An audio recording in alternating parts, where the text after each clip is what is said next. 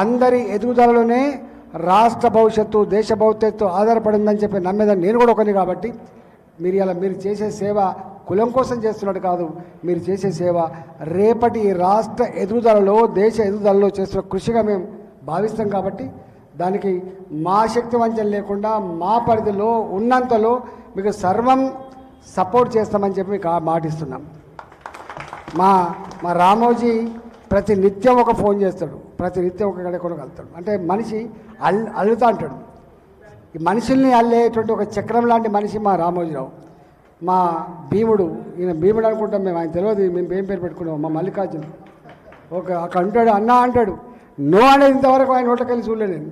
ఇది సాధ్యం కాదని ఒక్కనాడు కూడా నేను ఆయన నోటకెళ్ళి వెళ్ళే. ఎవ్రీథింగ్ ఇస్ పాసిబుల్ అంటాడు.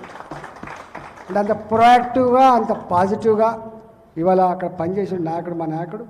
డెఫినెట్గా నేను మళ్ళీ చెప్తున్నా, మీరు గర్వపడే బిడ్డలాగా ఉంటా అని చెప్పిన ఉంటా రేపు తప్పకుండా నేను ఈ సమాజ హితంలో నా వంతు కర్తవ్యం కూడా పోషిస్తా అని చెప్పి మనవి చేస్తూ మీ అందరికీ నన్ను ఇంత గొప్పగా ఆహ్వానించి సన్మానించినందుకు శిరస్సు వంచి నమస్కరిస్తూ సెలవు.